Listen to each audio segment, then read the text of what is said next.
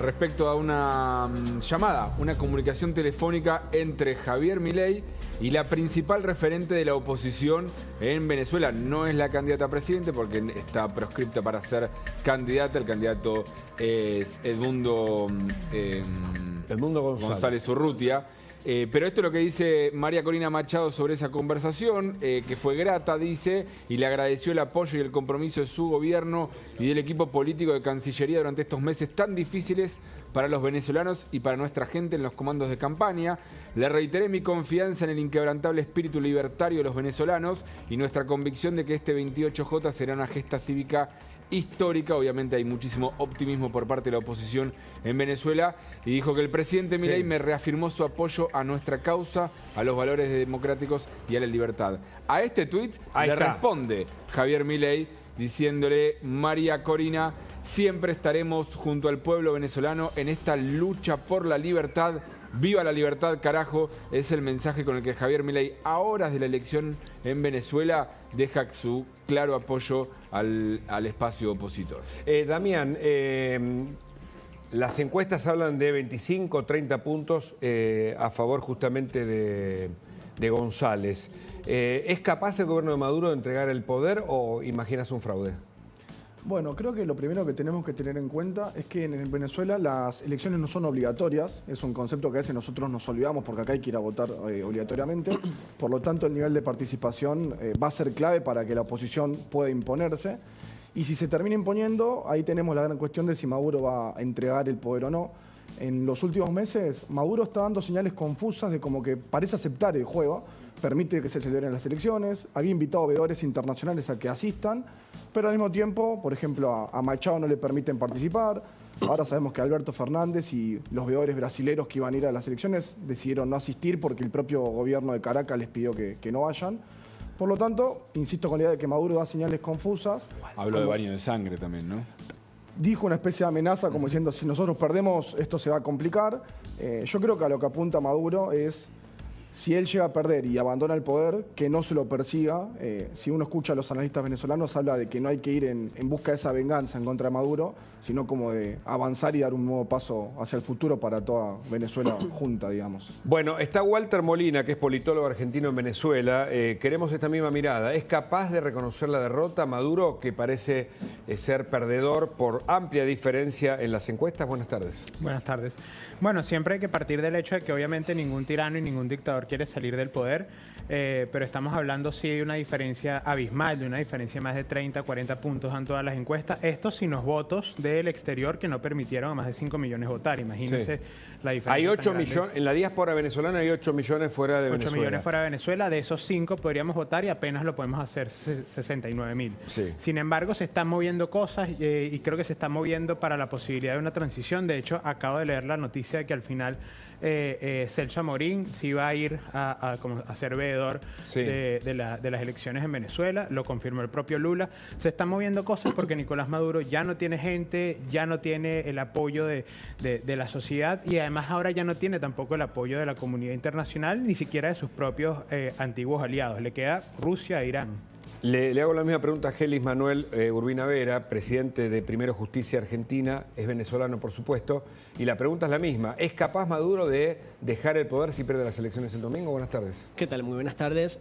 Bueno, primero agradecido por la invitación acá al programa, y yo creo que Maduro está en un escenario donde él sabe que el pueblo venezolano contundentemente va a salir a votar el 28 de julio, sabe que la gran mayoría del pueblo venezolano quiere un cambio, y yo creo que por ahí se viene un escenario de negociaciones, de transición, donde él tiene que comenzar a reconocer exactamente esa mayoría contundente de Edmundo Pero ¿por qué González. Reconocería, para ir mientras vemos unos gráficos, por qué reconocería si es un dictador y ha cometido otros fraudes? ¿Por qué esta vez reconocería la derrota?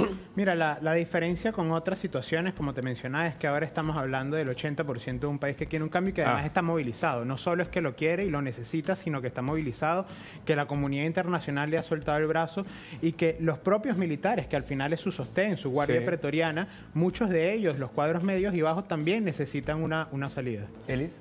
Igualmente, comparto lo que dice mi compañero Walter. Yo creo que en este contexto es muy diferente a las elecciones aquellas, por ejemplo, entre Capriles y Nicolás Maduro, que teníamos una mitad del pueblo dividido entre el chavismo y la oposición. Ellos mantenían... Ahora ya es contundente. Es contundente. Creo que no hay una manera que ellos nos puedan ganar en el escenario electoral, y ahí es donde él creo que no tiene opciones para Es increíble, ¿no? Porque el apoyo, la plataforma del desarrollo de Rusia, de Irán y de China está en Venezuela, ¿no? En Caracas, me parece, ¿no? Regionalmente, claramente tiene una influencia muy fuerte. Lo que yo me pregunto es por qué los noto muy confiados a los dos.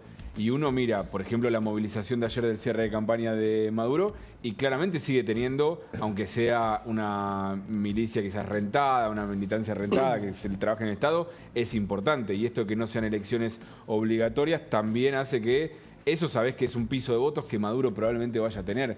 ¿No temen ahí que la elección sea más pareja de lo que marcan las encuestas y que el fraude que ya ha cometido el chavismo en otro momento se vuelva a repetir? Walter. Mira, no hay forma electoral, esto lo digo con base en números, con base en la realidad de que Maduro pueda siquiera acercarse a eso. Lo que viste ayer en las imágenes en Caracas, la mitad de eso que no llenaron ni siquiera la avenida Bolívar, que es la que pretendían hacer, iban evidentemente obligados.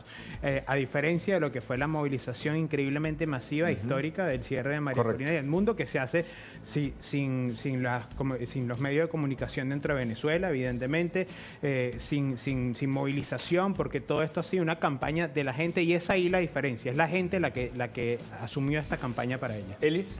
Igualmente, creo que Nicolás Maduro está absolutamente solo, se manejan en su estructura política por la obligación de los empleados públicos que en su momento tenían una gran mayoría. Creo que en la actualidad son muy pocas personas los que de verdad van a votar por él, más allá de las amenazas, amedrentamiento, del voto obligatorio o un voto acompañado en donde pueda existir capaz fraude en alguno de los centros electorales donde no se debe permitir ese voto acompañado, pero es tan grande la mayoría de los venezolanos que van a salir a votar que no les va a permitir modificar esa pequeña porción. Damián, una última agradeciendo de tu visita. ¿Cambia el escenario geopolítico si pierde Maduro en la elección?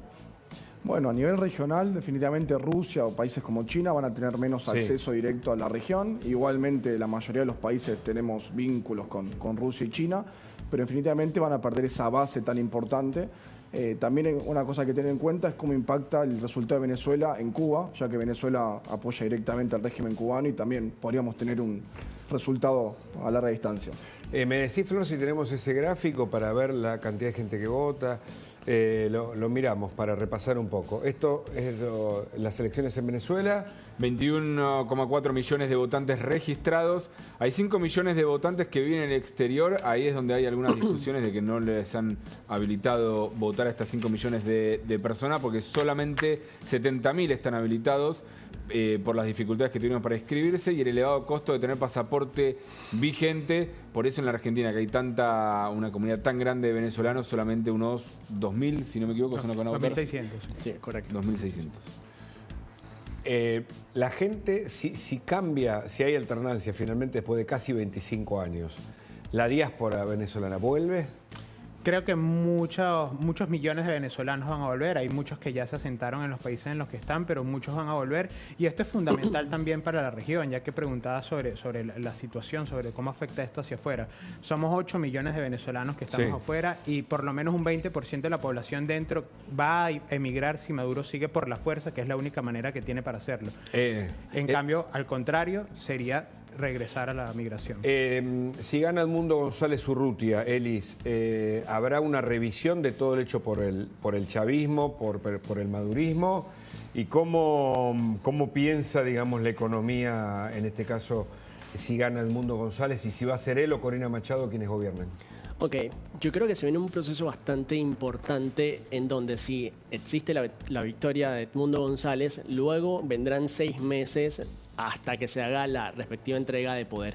Creo que en todos esos meses se puede observar que habrá negociaciones y obviamente un pequeño gobierno ahí de transición en donde figuras del chavismo capaz van a convivir dentro de ese futuro gobierno también de Edmundo González, porque sabemos que hay muchas personas obviamente manchadas a nivel de corrupción, de delitos de lesa humanidad y todo lo demás.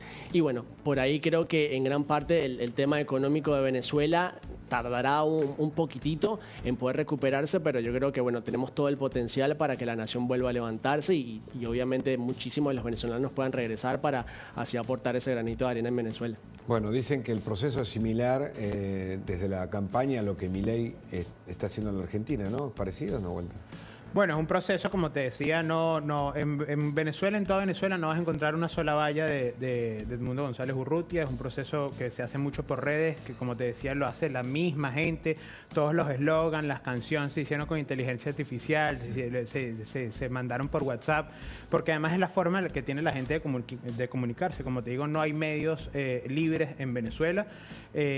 Así que sí, ha sido muy orgánico y el liderazgo de María Corina, si se quiere, en una analogía, obviamente estamos hablando de un país en democracia y uno no en democracia, pero... ¿Quién va a gobernar, él o ella? Va a gobernar Edmundo González Urrutia.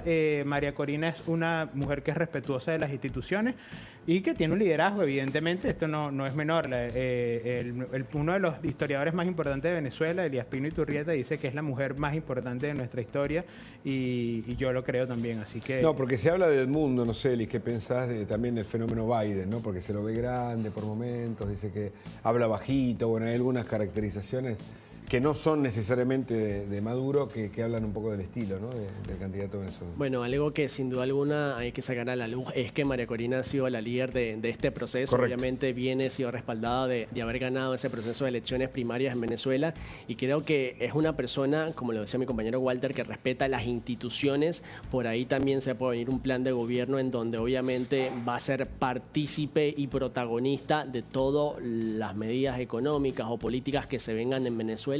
Pero yo creo que bueno, va a estar ahí encabezando lo que va a ser ese gobierno de Edmundo González, sin duda alguna.